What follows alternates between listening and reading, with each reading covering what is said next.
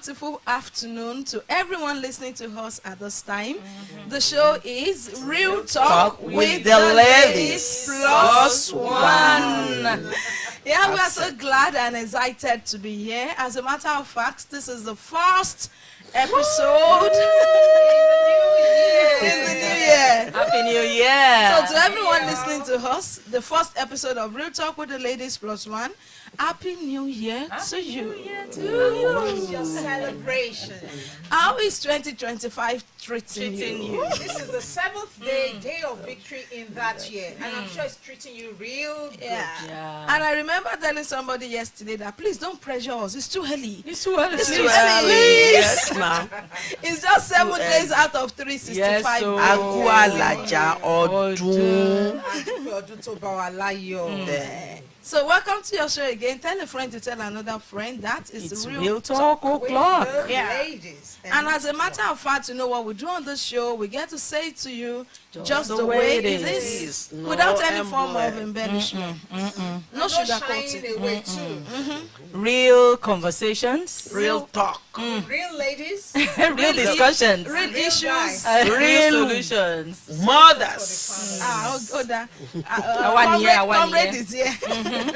Real grammar too. So welcome to your show. Tell a friend to tell another friend. Now we are here today to entertain you, to educate you, and most importantly, to inform you. So the show is Real Talk with the Ladies on your choice station, Honor 103.5 FM. You know how we roll. My name is Rachel Oluwafemi Oladipupo. You know you can call me Ray. Ray. My name is Sweetheart. Welcome to the show. Sweetie. Thank you. My name is Haja Isha Ismail. You can call One me and comrade. only comrade. On this program, I am Oluwakemi Ademola Remo, simply Katie. Dr. Katie. Katie. Thank you. So My today, 99 3/4 of my life. Yeah. This year, it could change you. Okay, I was just going to say that. upgrade, I know that Nikowa. she's upgrading. Upgrade new. We are not downgrading, okay? 99.9 is a ceiling. Okay. Mami, Yes, darling. báwo ni ṣe wà? Ọlọ́run ṣeun ọkọ mi báwo sórí inú mi kan dùn sí ẹ pẹ̀lẹ́ Maria pẹ̀lú àwọn ọmọ. Ẹ wo, èmi ti lọ kó wọn o. Mo ti lọ Kí kó ló wọn. ṣẹlẹ̀ kí ló ṣẹlẹ̀. Mami, nǹkan tó jù mí rí. Hey, Ọlọ́run tó ṣáà ní ọjọ́ òní. Nǹkan tó máa ń jẹ́ kéèyàn da ẹrù ẹ̀ lẹ̀ fún ẹlòmíì. Kọ́nà má jò ṣẹlẹ̀ síyàn. Orí mi ò ní Nǹkan tó máa kí ló jẹ́ ṣẹlẹ̀? kéèyàn fi ọmọ ẹ̀ ṣọ́ grandma, ṣọ́yẹ̀ ọkọ, ṣọ́ family. Ọlọ́run jọ ṣàánú mi o, má Ó jò lè tó yẹ ṣẹlẹ̀. kí ló ṣẹlẹ̀. Mami, Kọ́kọ́ sórí gbóná ni. ó le jù bẹ́ẹ̀ lọ. Ẹ ǹlẹ́ ń bẹ̀ ń wo. Ẹ káàbọ̀ mà. Ẹ káàbọ̀ àná mi. Ẹ káàsán. Ẹ pẹ̀lẹ́ mà. Ẹ sì ń kẹ́ ẹ káàbọ̀ àná mi. Gbogbo ń tẹ́ sọ pátá mo ti gbọ́. Ẹ gbọ́. Ṣáà ní kí yín káàbọ̀. Pátá. Ẹ bá kí wa gbádùn ẹ tún máa jẹran wa lẹ́yìn wa. Ó ga. Wọ́n fitọ́ funfun fitọ́ pupa sínú tuntun jáde. Kí ni mo sọ tó pọ̀ jù? Àdúrà lèmi ń gbà. Àdúrà ló ń gbà ẹ bá kó wọn lọ ìlú òyìnbó nígbà ọmọ wà lọ́dọ̀ mi bí mo ṣe tọ́ bàbá rẹ̀ náà nù ṣé kò ní bọ́mọ àdúgbò ṣeré. Kò tiẹ̀ kí ni. Àwọn ọmọ àdúgbò yẹn ṣé àdúgbò sáwọn pigs ti máa ń rìn káàkiri. Àdúgbò bí tí bàbá wọn ti dàgbà. Ó hàn lára ibi tó ti jáde. Àdúgbò bí tó ti dàgbà tó ti wò wọ́n tó fi wọ ọmọ yín fẹ́. Nínú yàrá kan náà wà kí ló dé tó fi bọ́ síta ṣọ́kúrò lẹ́nu géètì. Màámi, ṣe mọ̀ pé mò ń ṣàlàyé ọ̀rọ̀ kan fún yín. Grandma mi tẹ́ bá bínú ẹ má bínú. Ṣùgbọ́n abiyamọ ni mí. Ìyá jẹ́ ni mo jẹ́. So nǹkan tó bá affect àwọn ọmọ mi, mi mọ bí mo ṣe lè explain ẹ̀. Ó kàn mí, in fact mi òyìnbó ò lè depict bí bó ṣe rí lára mi. Kí ló ṣẹlẹ̀ gan? Ara Màámi, inú ṣe tó mọ̀- bí mi èmi ò bínú ara inú tó bí mi Tẹ́ ẹ bá ni tiẹ̀ ọkọ bínú rẹ tó mami, fẹ́. tẹ́ ẹ bá bínú ẹlẹ́tọ̀ọ́ láti bínú jàre. Ẹlẹ́tọ̀ọ́ láti bínú ẹ jẹ́ ká sọ̀rọ̀ sí Kí ló wa. ṣẹlẹ̀? Màámi, Kókó ọmọ lọ ṣe yẹn mọ̀ pé dànù. mò ń sọ fún yín, mò ń ṣàdúrà lẹ́ rí pé mo ṣàǹgbà àdúrà lẹ́ẹ̀kan. Bẹ́ẹ̀ni. Àǹtí Ṣọlá ìmọ̀ pé mi ń kọ́ ọmọ lọ́dọ̀ grandma. Mo tó ní mo mọ̀ pé grandma ò kì í ráyè bí wọ́n lọ Ó ṣe pé àṣàlátù. wọn kì í ráyè. Àwọn ọmọ yẹn ò mọ àwọn fámìlì bàbá wọn.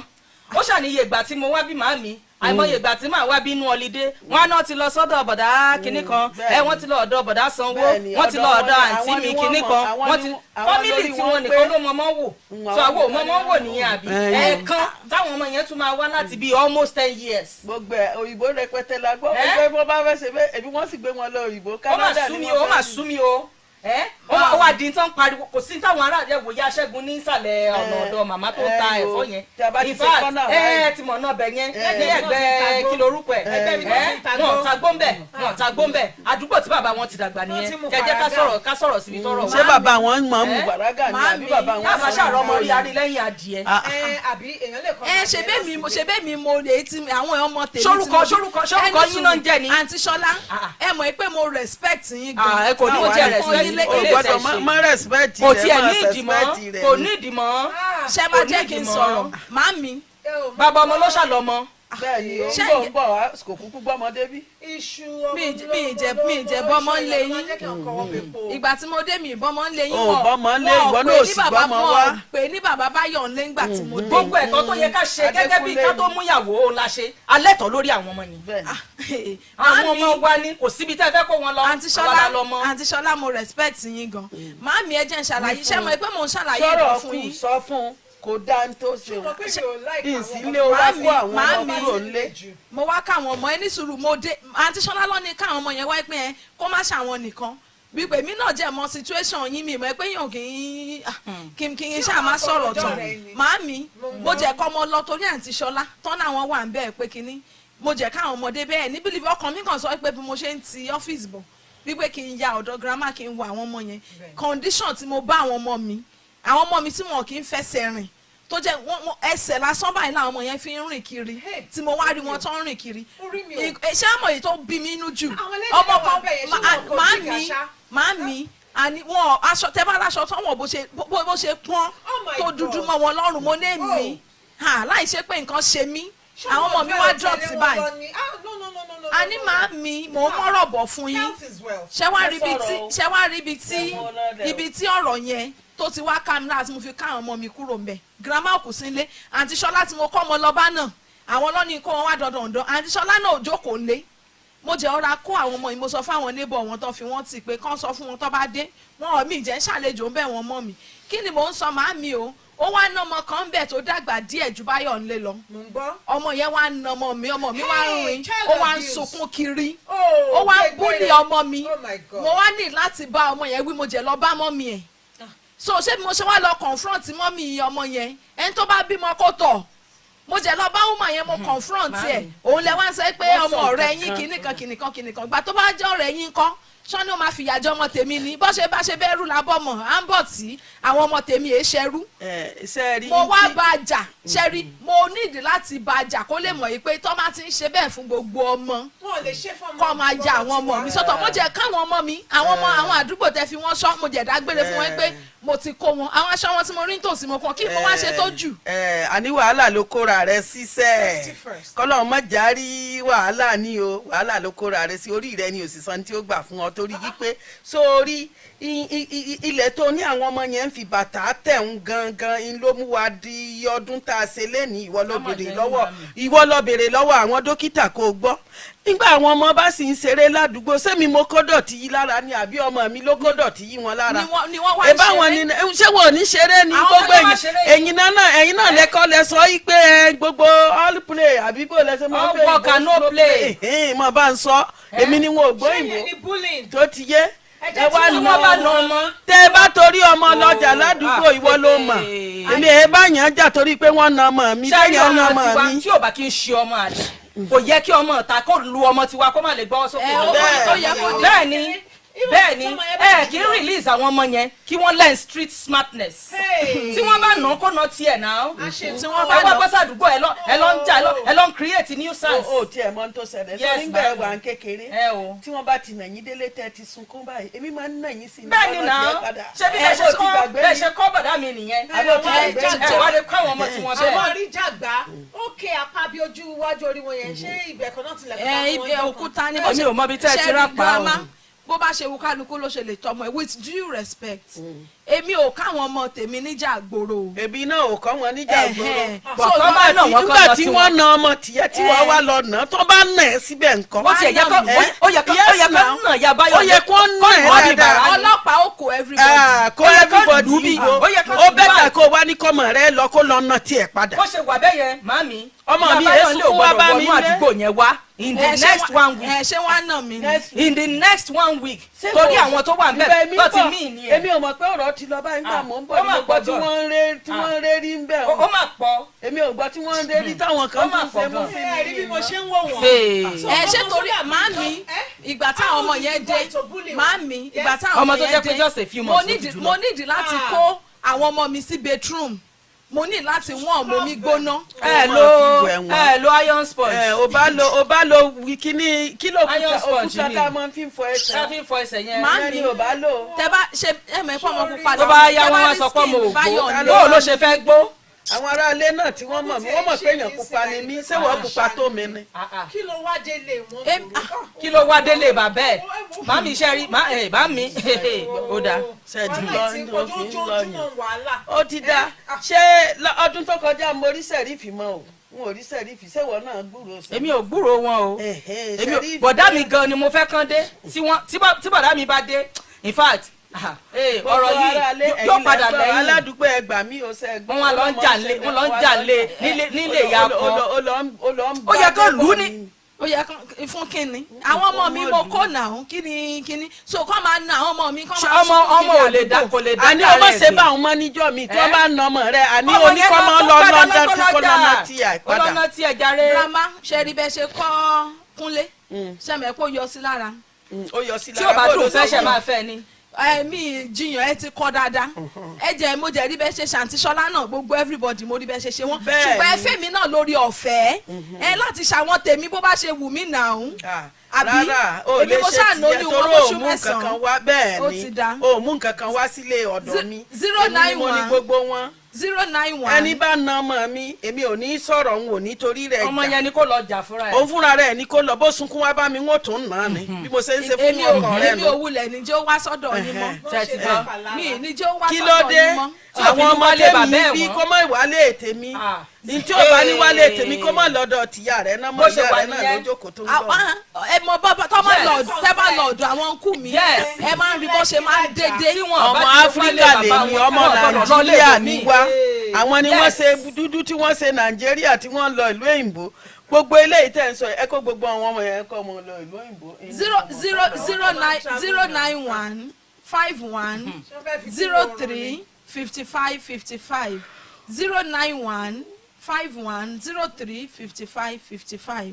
àní táwọn ọmọ yẹn ò bá ti lè wá sọ́dọ̀ ilé bàbá wọn wọn à gbọ́dọ̀ lọ bòmí. bẹ́ẹ̀ ni o. ọ̀rọ̀ yìí ó dùn mí pé Kúnlé ò sí nílé mo jẹ́ ti sọ wípé 2025 yìí sẹ́ nǹkan tó bá ti jọ máa làáfíà òun ni mo fẹ́ máa ṣe. ta ló wá ń fẹ́ ní tó fẹ́ máa ṣe ọ̀rọ̀ tá à ń sọ yìí ọ̀rọ̀ ìjẹ́ ta mọ̀nàmọ́nú. ṣe bí àwọn ọmọ òwúlẹ̀ wọlé skul ṣé ń kó wọn tì yín. tẹ́ ẹ bá ní kó wa tì wá ọ̀rọ̀ ìjẹ́ ta fẹ́ wá lọ kó ọmọ tó wá ń jà. an act of disrespect ṣó tiẹ̀ yẹ kókó ọmọ kúrò lọ́dọ̀ yín láì ṣe pé bóyá ó sọ fún wa. kò sọ fún mi o. ṣé mi mo pe nọ́mbà yín ò wà reachable mo jẹ́ káwọn ọmọ mi mo dágbére fún in fact àwọn tó wà ń bẹ̀. káwọn aráalé bí lè bá wa dá sí ìjà tó sì pé o lọ bá yàn jà. kò tiẹ̀ jẹ́ kókó wọn ni màmí. ó yẹ kó àrífín ni àrífín ó ní àwọn ọmọ ó lọ sùkúù. màmí ó yẹ ká ẹ lè wà nílé kó tó wá kó wọn. 091 ẹ máa gbà ẹ máa tutọ́ sójú ẹ máa gbà ó rọrùn lẹ́yìn ẹ ṣàjẹ́ ń dákẹ́. ẹ sọ ẹ 091 ó táyé bá sọyàn dáná máa fi bu tó bá dọ̀la. èmi mo bá yín kẹ́rù kúrò bẹ́ẹ̀ 091 51 03 55 55 ẹ tún lè pè wá sí 091 35 00 10 35. kò dẹ́ ń sọ ń jọ yẹn o. àwọn ò kàwé báyìí o sẹ́ẹ̀rí ẹsẹ̀ ìgbà míì tí n bá jókòó mo máa ń fi ẹsẹ̀ mi fi rìn bíi máìlì kan. ó tẹ́yín lọ́rùn ni. ó tẹ́ mi lọ́rùn torí kó ní nǹkan kan tí ń ṣe ìyá rẹ̀ gan ò fẹ́ sòótọ́ ni ebi dókítà ni mo gbé tó máa ń pè ní dókítà kétì àbí dókítà àbí ṣé ti ọsibítù ni. ẹ wo màmí èmi kàn tiẹ̀ bí èmi jàre. ó yóò ní jíga o. hello. ọmọ àbọ̀tí tó bá rí ọmọ ajẹpákí yóò máa wò pé yà ń jẹ ni kò dẹ̀ ní mọ̀ pé ẹ̀kọ́ ilé ni wọ́n ń kọ́. yóò dà fún ọ. tọ́mọ ajẹpákí bá rọ́mọ àbọ̀tí máa ń wò wọ́n bíi dèdèrìn ni. títí ọfẹ sàwọn ọmọdé dédé rìn. bó Má ní ṣe ojú rẹ́sì mẹ́rin mi ní nìyẹn. bí sùúrù òkú ní jẹ́ wí. wọn ò ní jẹ́ wí. Wọ́n lójú mẹ́rin ní bímọ ìgbà ojú ní wò. bẹ́ẹ̀ ni o. Ọmọ rẹ jẹ́ ọmọ rẹ, a máa na ọmọ rẹ ọgọ́dọ̀ máa sọ wọn dédé rìn. Ó sọ kó wálé ọfẹ́ ọ̀nlọ́jà. ṣé kọ́ máa Ìyàwó nà rìn àjàgìlà. kọ́ Kọ́ máa máa nà ní òde ilé ọmọ padà pé kọ́ náà lọ kọjá ara yóò rẹ̀. mà dáa fún yín o. kọ́ figi fọ́ lórí. yóò dáa fún yín. kọ́ bá figi fọ́ Wọ́n sọ lórí. pé wọ́n fọ́ lórí. àwọn bàbá wa lọ sọ yìí pé gbọ́ títí mo ń gbọ́. fọláwọn bàbá wa gbà pa òwe kan bó mo ti pa ni pé wọ́n ní ẹ tó fọmọ ẹ lẹ̀ lọ́sọ́jà tó lójú ń ròhùn ẹ tó fọmọ ayé lọ ń kọ́. Ọlọ́run Kí ni jẹ́ kóhun ó ṣe? Ọlọ́run èmi ò tiẹ̀ ní dá àwọn tèmi. Ọlọ́run ní jẹ́ afẹ́fẹ́ máa robi rore. Irú Tí àwọn bọ́ bá ti tó àwọn ọmọ náà ni ó ti gbọ́n wọn ládọ́lá. Ọ̀pọ̀lọpọ̀ ọmọ ló dín tó 40 years tí kò ń gbé oúnjẹ lọ́wọ́ wà bẹ́ẹ̀. Ọlọ́run ní sàwọn tèmi bẹ́ẹ̀. Ọlọ́run bí ti ń bẹ̀rẹ̀ náà délé náà. kọ́mọ yà wá yà sẹ̀tánì. Má nà ọmọ ta ẹ̀ náà ọmọ okó wọn sí ìbàlùwẹ̀ ọ̀nà wẹ̀wọ̀n ó yẹ kó fáìpù wẹ̀wọ̀n náà ni. Òun ni káwọn ọmọ máa rìn dọ̀tí kiri àdúgbò kọ́mọ máa fẹsẹ̀. Ẹ̀wọ́n dẹ́ ìdọ̀tí kiri fi wọ́n lẹ̀. Mo ti gbọ́. Kò sí tí ó ṣe wọ́n. Omi kúdẹ̀tì omi kíní làwa náà mú dàgbà. yóò mà dáa fún ọ. Mo ti Ẹ̀yin la mú dàgbà. Èmi tiẹ̀ ti káwọn Wọ́n ọmọ lẹ̀. mo ti kó wọn. Wọ́n wá sọ fún ọlọ́pọ̀ ní òní jí wọ́n lọ wí kíní. Mo sọ̀rọ̀ mọ́ ọ̀nà tìlẹ̀kùn mọ́ wọn tó bá ń jáde lọ ni. Màá máa kó wọn dání. Wọ́n máa kó wọn dání ọlọ́run ní jẹ́ lónìí kí àlọ́ ọ̀pọ̀. Wọ́n kó wọn dání wọ́n ṣe gbogbo ẹ̀jú bẹ́ẹ̀ lọ sí kí wọ́n nífẹ̀ẹ́ rẹ lọ́la. Àwọn ọmọ Wọ́n kó tèmi ò dání nífẹ̀ẹ́. kò ní kí wọ́n nífẹ̀ẹ́ bàbá rẹ̀. Táwọn ọmọ ń ṣègbè. Mo ti gbọ́. Ó mà dáa Òun náà fún ni ọ. ò jẹ́ kójú òpó yẹn tọ́. Òun ni ò jẹ́ òun náà nẹ́tíwọ̀kì bọ́dá ṣẹ̀rífù. Ṣé mo dúpẹ́.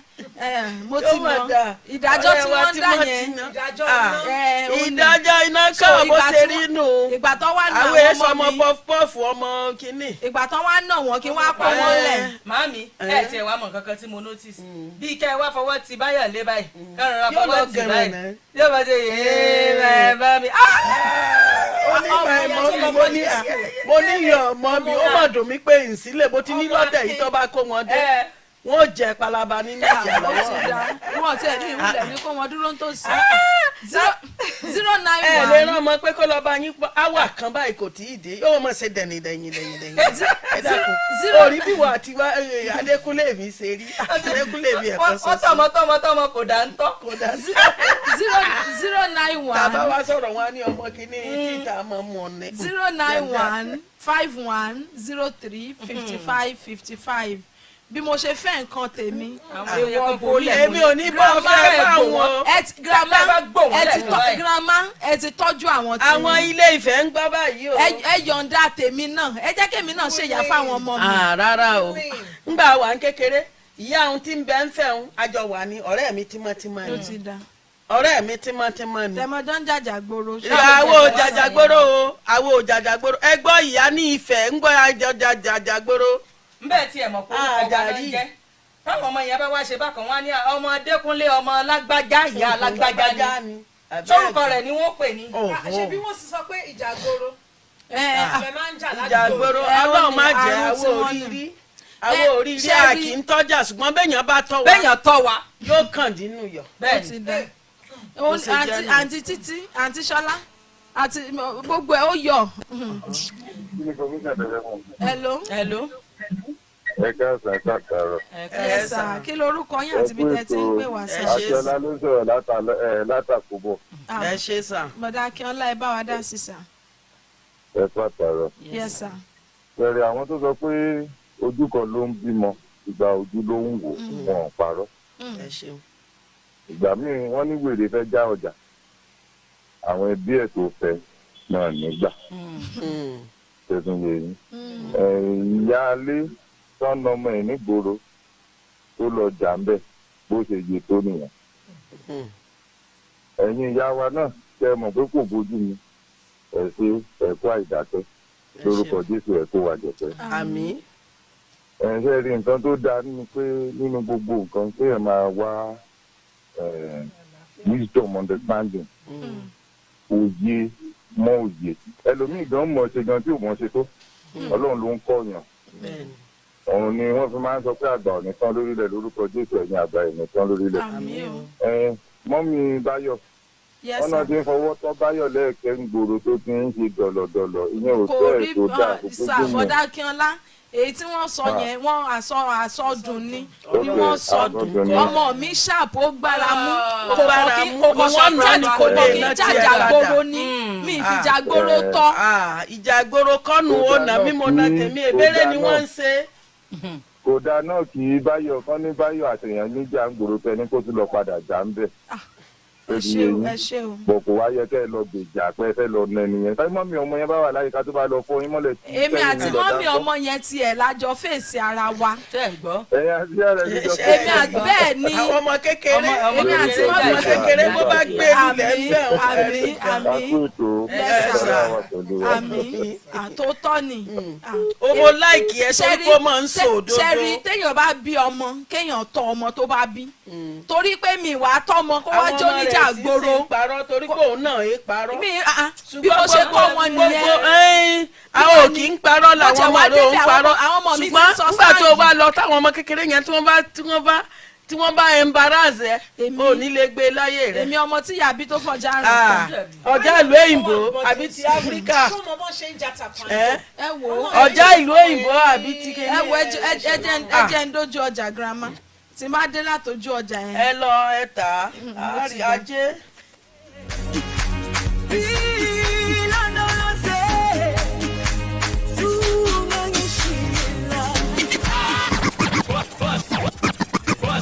On 103.5 FM.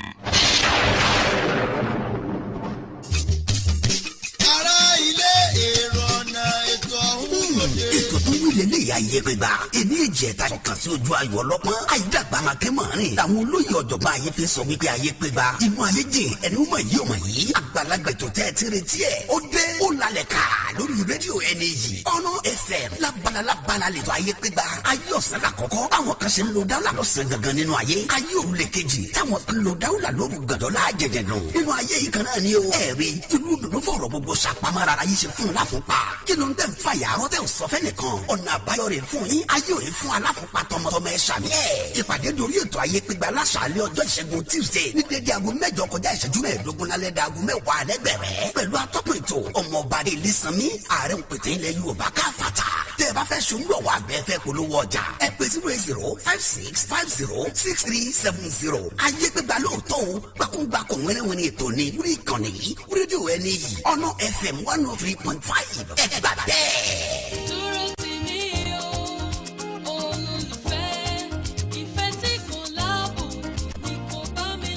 orúkọ mi ni Tọ́pẹ́ Odùọlá ẹ pàdé mi lórí ètò olólùfẹ́ níkànnì yìí ọ̀nà 103.5 FM Ìbàdàn gbogbo ọjọ́ ìṣẹ́gun Tuesday bẹ̀rẹ̀ látago 9 sí 10 lẹ́gbẹ̀rẹ́ abala àkọ́kọ́ lórí ètò ńlá pè ní ìfẹ́ làkọjá òfin ní àyíngàn láti máa fún yín láwọn odù léyìí tí ó máa ran ìrìn àjò ìfẹ́ wa lọ́wọ́ abala kejì la pè ní ẹ gbà mí lámọ̀ràn ní àyíngàn láti máa wá ojútùú sí àwọn ìpèníjà eléyìí tá à ń kojú nínú ìrìn àjò ìfẹ́ abala tó kẹ́yìn lórí ètò la pè ní ẹ bá mi wá ìfẹ́ mi tá a pìyàmọ́ fáwọn tó ń wọkọ̀ àtàwọn tó ń wáyà. ẹ má gbàgbé o gbogbo ọjọ́ ìṣẹ́gun Tuesday láago 9 sí 10 alẹ́ lórí ìkànnì yìí ọ̀nà 103.5 FM olólùfẹ́ tọ̀sẹ̀ yádùn yùgbàyùgbà mí ní jọjọ ń kíjọ. olólùfẹ́ angel of my life. On 103.5 FM.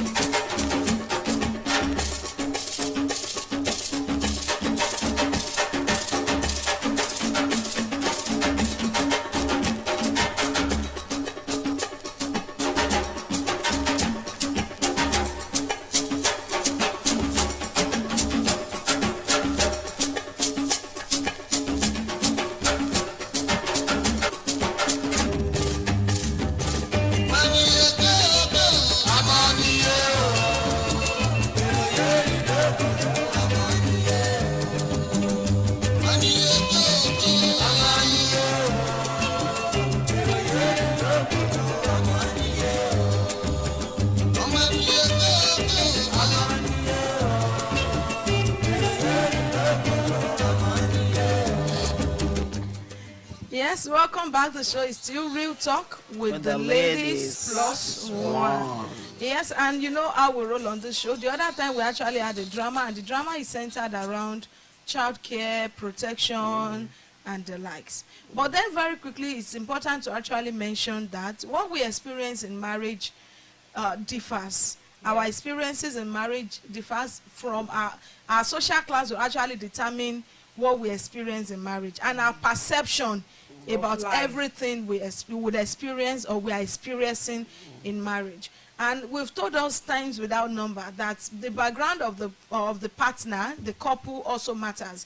Okay, if the partner is coming from the polygamous background, tó jẹ́ pé ṣé mọ̀ ilé olórogún ni ìyàwó tí ń bọ̀, àbọ̀kọ ń bọ̀ nílé olórogún bíi ti Kúnlé, a ti mọ̀ pé àwọn nǹkan kan wà tí ó máa wà natural of them, perception wọn nípa peace ó máa ń yàtọ̀ sí ọmọ tó jẹ́ pé ó daddy and mommy ọmọ bọ̀tí tó jẹ́ pé ó wà raised ní ṣé mọ̀ daddy and mommy nìkan, tó jẹ́ pé perception about love, about peace will be different. However, today we want to focus on how this affects the children, and most importantly, how to safeguard our children in this kind of circumstance. Àti rí cases, irú case drama tá a ṣe lọ, a rí Títí tó fara ya ń bẹ̀ wípé bí mo ṣe bọ́ ọmọ mi kò tẹ́ mi lọ́rùn, mo kó àwọn ọmọ mi. Grandma pick offence wípé bí mo ṣe tọ́ ọkọ ẹ̀ náà nìyẹn náà, so tí má tọ́ bẹ́ẹ̀ kí ni difference. So now we want to talk about how we should safeguard our children regardless of leaving emotion and sentiment out of it. So sweetheart, if you were to be Titi in that drama, so what would be your reaction? Okay, I think it is the responsibility of every parent to equip the children with knowledge about toxicity. Toxic people, toxic environments that we can say might be unsafe, looking at where our children are coming from. Okay, it is just like you've raised your child as a very secluded and guarded child all his or her life, and then for some reason you have to pull out the child from a very private school or an eyebrow school, so to speak, into a public school. You know that there are two different worlds, okay? And the best you can do as a parent is to have prepared that child for that kind of environment where he or she is going to find himself. All right, so one of the ways that I feel that we can safeguard our children is making them know that the kind of world we have given to them is not the only kind of world that we have in the world. Okay? When your children know that there is life outside their family circle. Yeah. Okay, and then by the time we are able to let them see that other part of the world, we can tell them things to look out for, the kind of gatherings that they should not belong to, the kind of behaviors that they should excuse themselves from when they come in contact with someone that is like that. You have an aggressive person. When you see this kind of person, this is how to react. So instead, Titi filo jajagboro yẹn. Ọmọ yẹn ló need the orientation, in my opinion. Even before the children left home, okay, there is a need. You have been there a number of times. You know where their father is coming from. Okay, even if you don't agree with that kind of life, but you are taking your children there, I feel that it would have been best to prepare the kids for that kind of world. That's one. Number two, equip your children with how to defend themselves. Kate, sweetheart, we are coming back there. So in summary, because it's of education. So street OT, street orientation, but then is that really necessary? Okay, for it's very necessary. Grandma, comrade. Okay, what should be grandma's opinion and reaction? See, okay, Titi came around and she actually get her children and actually left without your consent. So what should be grandma's reaction to issues like this? When it comes to raising children, the generation differs. Gap utiwa. So what should be grandma's perception? Because sometimes grandma mi ma wí pé àwọn jẹ́ káwọn ọmọ mi wá bá mi ṣeré, wọn jẹ́ káwọn ọmọ fara mọ́ mi, tó bá ti kó wọn wá láàárọ̀ báyìí, wọ́n á kó wọn padà ní alẹ́ ni, wọn ṣe jẹ́ kán lọ́sẹ̀ kan pẹ̀lú mi. Kí ni reaction àwọn grandma kó jẹ́? Understanding environment, understanding social gap at the social class. In the first place, you know that environment is grandma's environment. She live with the neighbors. She know who is who there, isn't it? And now she's not around. So the children went out to play. Normally, what the grandmother used to do is to tell her, no, I don't want you to play with so children. You understand? Maybe because of their behavior or what have you. You know, I have that personally, apart from being any grandmother. But she grandma le tọ́jú ọmọdé ṣá, wọ́n lè tọ́jú àwọn dáadáa. Wọ́n lè tọ́jú wọn dáadáa now. It's not all grandma that cannot take care of their children.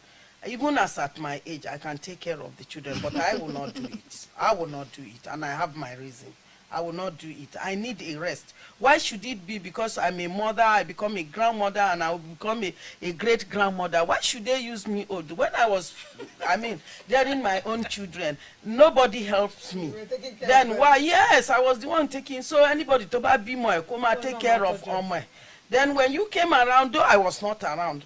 Irú àwọn ọmọ yẹn ó yẹ ká fà wọ́n mọ́ra ni tó ń bá láwọn fẹ́ lọ ìta lọ ṣeré, let them go outside there and play. But màá sọ wọ́n pé irú ilé báyìí ò ẹ má wọ bẹ̀ because I already know pé àwọn peer groups ẹ̀ wọ́n wà ń bẹ̀. So then experience tó máa rí. Exactly. Then àwọn ọmọ mi wà.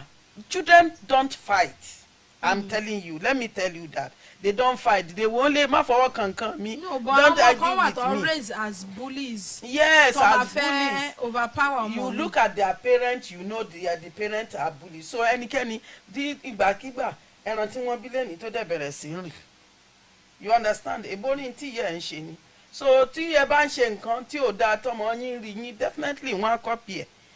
Wọ́n máa copy nǹkan tí àwọn yẹn ń ṣe. So ẹni tó kọ́ ọmọ lọ sọ́dọ̀ grandma tó wá perceive pé ọmọ yẹn wà bullied, what should be our reaction? Ìwọ tó wà bullied tó lórí ibẹ̀ yẹn tó bá tún lọ wọ́n lè bullied ìwọ náà torí pé wọ́n sì ń lé ní o wọ́n sì ń lé ní. The only thing ni wàá sọ fáwọn ọmọ rẹ when you see rough people like this ìtẹ̀wé máa sọ fáwọn ọmọ nìyẹn don't play with them, just go on your own because you are not even related, you are not in kí lẹ fẹ́ bá wọn ṣeré fún. And then tẹ́ bá dé rí àwọn ọmọ tó jẹ́ pé bí ọmọ bọ́tà náà níbi tiwọn if they wọ́n máa argue lórí unnecessary argument give me my team playing rough play ló máa mú ìjà wá láàrin àwọn ọmọdé. They don't just see kí ni wọ́n rí tí wọ́n fi ń jà láàrin ara wọn kí ni wọ́n ṣe fúnra wọn. Okay, Dr. Katie, ṣẹ́yìn máa advice pé kí àwọn grandma raise ọmọ kan tọ́jú wọn. Well, for me, I take children to grandma, but this is a fact. Safeguarding is protecting children from harm and damage. So if an environment is not safe, I don't think people should present their children there. The reason is simple. Too many things are happening nowadays. So if an environment is rough, that means if a grandma is living in such an environment, the grandma should set very strict rules. And there must be an adult with them. Because the essence is when a damage occurs, the child after that one is never the same again. We've had so many things that have been happening to children. But the truth is also that most men would marry into a social class that is a little bit higher. Because that is how human beings make progress anyway. So if the place is too rough, I think that the children should not be left alone. Yeah. Especially if there are too many people, because there are some areas in this Ibadan that you can be sure of very wonderful experience that will be damaging to the child. The child will return from a holiday and become very rebellious. Exactly. And start speaking. Instead, you take grandma to your house so that she will play with the children. No, you will visit with the child plays with the grandma, and the child goes. My mom, for example, when the children are on holiday, every child is submitted. Even now that they are much older, they go to grandma's place. They just came back from grandma's place. So when they are there, there's an ambience. That's what I'm saying. Is there no, if you just know that where the grandma is living, there are certain places that I will never allow my children to go. I don't care whether it is in America or anywhere. There are certain streets that are always streets, Angwanroga, those Lungu. I won't allow my children to present themselves in such places. And you should warn your children, really. The other thing is most people go for self-defense classes now. So your children can defend themselves. Yeah. In fact, what I used to warn my children about, because they are trained fighters, is that please, you don't fight anybody. They know that as a rule. You are a trained fighter, you don't fight anybody. But so self-defense is important for every human being, including me. Everybody should know how to defend themselves because the world is not smiling. It's wrong for a child to even cry to you and then you follow the child. Go and beat the person that fight with your child when you know it. it. You know, I asked how old the child yeah, because we actually need to also consider this. We've seen the cases of bullying where adults even will bully children. We've seen even in secondary youth, young adults bullying teenagers, and it's always like that. You even see people that are in position, they bully other people, they are subordinates. So when it comes to bully, I think it's different from because when you ask that child to go back and fight and defend himself, it can be very tough and difficult because the other person might be stronger than that child, and in case it might actually cause any form of damage, so many damage or damages on the child. So my own point is this: if grandma's place is not safe, if he's violent, if grandma's place is toxic, very terrible, I think grandma should understand that it is not about you, it is about the safety environment. of the child. And when it comes to the safety and of your child, safeguarding your child, it is everybody's business. So emotions apart, sentiment apart. Wípé ẹ ó lọ sọ́dọ̀ family mọ́mí ẹ̀, ibi tó bá save ni kí ọmọ wà. In fact, if you have such grandmothers that complain, let her come and stay with you. I think and like comrade said, ẹni tó bá bímọ. Àwọn grandma mi, èmi máa ń believe pé àwọn grandma wọ́n ti ṣe iṣẹ́ tó pọ̀ sẹ́yìn. Iṣẹ́ pọ̀. Ṣẹ́rí ẹni tó bá ní ọmọ méjì mẹ́ta mẹ́rin lé. Irú àwa táwa ní tó bá ọ̀dà wọn ló máa mọ̀ pé iṣẹ́ tí wọ́n ń ṣe. Let's go on this very quick break. Okay, if you are watching us on Facebook and get to be part of the show, Ige Omotayo Adio, thumbs up. Thanks for this reaction. Fabanishe láti Soka, Auntie Ray, Auntie Katie, Sweetheart, no one be, Comrade Aisha, Ismail, Grandma, one no one be by. So we go on this very quick break, and after this time, Real Talk with the ladies continues.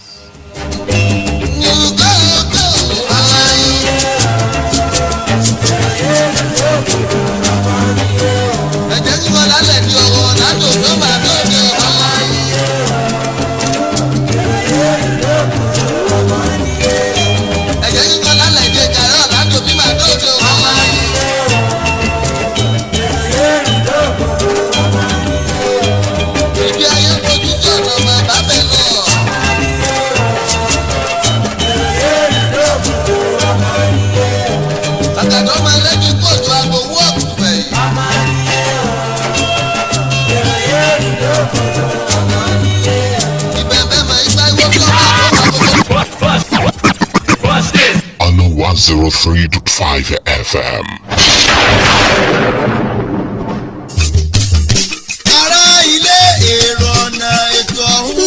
ètò tó wù lélẹ̀ yà yẹ pé gbà èmi èjì ẹ̀ta kàn sí ojú ayọ̀ ọlọ́pọ́n àyídàgbà máa ké mọ̀rin làwọn olóyè ọ̀jọ̀gbọ́n ayé fi sọ wípé ayé pé gbà inú ayé jìn ẹni ó mọ̀ yìí ọmọ yìí àgbàlagbà tó tẹ́ ẹ ti retí ẹ̀ ó dé ó lalẹ̀ ká lórí rédíò ẹni yìí ọ̀nà FM lábala lè tó ayé pé gbà ayé ọ̀sán lákọ̀ọ́kọ́ àwọn kan ṣe ń lo dáwùlà lọ́sàn gangan nínú ayé ayé òrùlé kejì táwọn kan lo dáwùlà lóru gàdọ́ láàjẹjẹ nù nínú ayé yìí kan náà ni ó ẹ̀rí ìlú dùnú fọ̀rọ̀ gbogbo sàpamọ́ra ara yìí ṣe fún un láfọ̀pá kí ló ń tẹ̀ ń fàyà àwọn tẹ̀ ń sọ fẹ́ nìkan ọ̀nà àbáyọ rẹ̀ fún yín ayé òye fún aláfọ̀pá tọmọtọmọ ẹ̀ sàmì ẹ̀ ìpàdé dorí ètò ayé pípa lásàálẹ̀ ọjọ́ ìṣẹ́gun Tuesday ní dédé aago 8 kọjá ìṣẹ́jú 15 lálẹ́ dá aago 10 lẹ́gbẹ̀rẹ́ pẹ̀lú atọ́kùn ètò ọmọọba Ilésànmí ààrẹ òpètè ilẹ̀ Yorùbá káfàtà tẹ́ ẹ bá fẹ́ ṣòwúrọ̀ wà bẹ́ẹ̀ fẹ́ polówó ọjà ẹ pè 08056506370 ayé pípa lóòótọ́ o gbàkúngbàkùn wẹ́rẹ́wẹ́rẹ́ ètò ní lórí ìkànnì yìí rédíò ẹni yìí ọ̀nà FM 103.5 ẹ gbà bẹ́ẹ̀.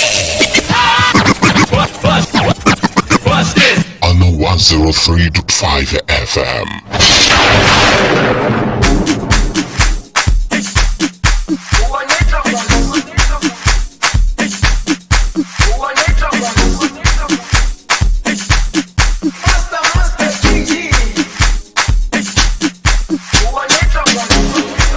Jerusalem, Ikayalami, Gilondoloze. Yes, welcome back. The show is still Real Talk with the ladies +1. And today we're talking about safeguarding. We've talked about things to note when it comes to safeguarding your child. You pay attention to the environment, regardless of what other person's opinion is. And also, we also want to buttress the fact that it is also important for us as parents to know that safeguarding our children is our own primary responsibility. It's not something we'll contract out to another person to do for us. So in 2025, we think you should be the widest parent you can ever be, because there are a lot of cases where you see a kind of abuse, bully, sexual abuse, and the parents will just know that something is not right. But because the parent did not want to offend the grandma, won't share big auntie, won't share big mommy. So there's eventually, also something we've noticed with grandmas, okay? The grandma, because in cases where we have rape by uncles, you discover that the grandma is loyal first to her son than the grandchild. Wow. Yes. One ma fẹ́ protect not the grandchild. Because what to believe pé ọmọ ìyá ènìyàn. So nǹkan tá n sọ nsìn ni pé sentiment apart, wípé when it comes to children, ọmọ wa personal ó sí wa jura wa lọ. By extension lọmọ yẹn fi jẹ́ grandchild. Mommy ìwọ ni mommy ọmọ yẹn, ẹ̀yin ni mommy àwọn ọmọ yẹn. Then the other thing we can invest in, if your parents live in a semi-violent environment, please put up a fence for them.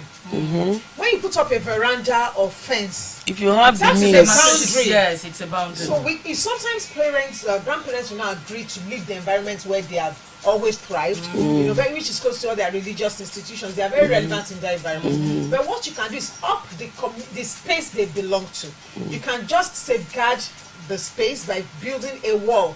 No matter how short, it will serve as a boundary. Exactly. And when you sense something is still wrong, ẹjọ́ torí Ọlọ́run tá bá ti notice pé nǹkan kan wrong, àti fọmọ sọ́dọ̀ grandma àti wá notice pé dà pé báwọn ọmọ iṣẹ́ ń ṣe mi ìwà comfortable, ẹ má sọ pé a fẹ́ tẹ grandma, mi fẹ́ ṣe grandma.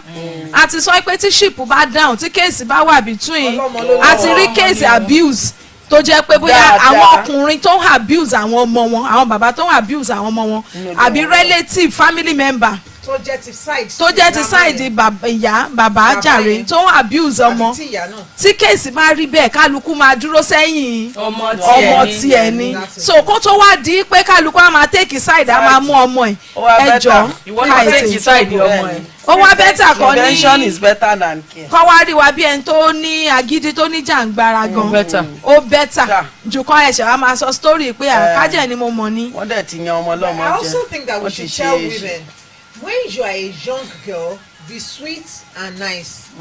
But when you become a mother, do what the mother hen does. Take care of that child. No, that's yeah, I like that. Yes. When you are a lady, you can be sweet, you can be soft. But when you are a mother, you are tough. Lioness. So let's call roju e call we peti roju. So because when it comes to your own child, àwa ni orí ọ̀fẹ́. Ìyá yẹn gan ni torí tí kinní kan bá bàjẹ́ tó ní kinní kan ló ń dà. We should be that voice. Yes, you should take care. People should know that you are okay until they touch your child. And that is a very good reputation. And when you see the cases of abuse, you notice that most times ojú tó rolẹ̀ nírò rẹ̀ máa ń sàn, because àwọn ọmọ tí wọ́n rí pé ìyá wọ́n soft díẹ̀, wọ́n gba jẹ̀gẹ́, ẹ lè gbọ́mọ wọn sẹ́sẹ̀, ẹ lè bọ́mọ wọn ṣeré kò tọ́, àwọn náà máa ń sábà fi lọ. ṣe rí àwọn ọmọ tó ti mọ̀ pé wọ́n ti mọ̀ pé iná pin tí nìyá rẹ̀. bàbá ní ìyá ọmọ yàrá yín tàbí bàbá ẹ̀ gan sometimes they refer to. ẹ ṣe mọ̀ pé bàbá yìí sábà jókòó lé. wọ́n ní ọ̀rọ̀ kan bàbá àṣẹ máa mú lọ bá bàbá ni. èmi mà rí kan tó jẹ́ pé woman yẹn òun náà ò gbà, ọkọ ẹ̀ sójà dẹ̀ ni wọ́n bá ní tí bàbá bá ti sẹ̀ bá ní come here á gbẹ̀ gbé búlálà rẹ̀ kí ni ẹgbà tí wọ́n máa ń mú dání òun yóò ní tẹ̀wọ̀n. ta ní fún blala ta ló ń fún blala. sójà yẹn ó máa nà wọ́n ni. ó fún àwọn wo ń blala. àwọn ọmọ tó ń ọkàn mi balẹ̀ nǹkan tí mo fẹ́ gbọ́ náà. àkíṣe àwọn òbí àwọn ó ṣe lè ṣe bẹ́ẹ̀. so nǹkan tá à ń sọ fún wa in summary ni pé Dr. Katie ti yànnà náà ẹ̀ when tá bá jẹ́ lady tá bá jẹ́ wúndíá ẹ jẹ́ ká soft ẹ jẹ́ ká kind ká máa rẹ́rìn-ín. ọ̀sẹ̀ bá ti padà wọ institution yẹn ẹ jọ ẹ jẹ́ gbin soft yẹn kó láti protect láti ràgàbò àwọn iṣẹ́ wa ni against abuse. ṣẹ́rí àti ráwọn cases abuse tó jẹ́ pé táwọn ọmọ yẹn bá ń rojọ́ ìyá wọn gan tó bá wà ń bẹ̀ yóò wá mọ̀ wí pé òun jẹ́ wà láyé irú nǹkan báyìí jẹ́ ìṣọmọ lójú òun guilt yẹn gan ó tó láti ṣe níkà ó tó láti ṣe ń ṣe jàmbá. ẹ̀dẹ̀ yé gbé ọmọbìnrin especially ẹ yé gbé fún yàn kó gba yín gbé sórí itan kó ẹ dákun ẹ bá mú kínní ẹ bá mọmọ ìdánimọ̀ ń bọ̀ ẹ ṣọ́ra. ayé àtijọ́ ló jẹ́ pé ọmọbìnrin ló ní wọ́n àjùsìn àtọkùnrin kò séyìí tí bẹ́ẹ̀ ni òun náà ni mo fi generalize ẹ̀ yí pé ọmọ. alọ́mọ kan kò ṣe é gbé lẹ́nu mélòó kan là ń bí láyé sí. àbí púpọ̀ mọ́ kálukú tí ń ṣe family planning. so ẹ jọ nǹkan tá à ń sọ ní pé 2025 tó ṣẹ̀ dé 2025 tá a ti wọnú ẹ̀ tá à ń wọkọ̀ ẹ̀ lọ́ka.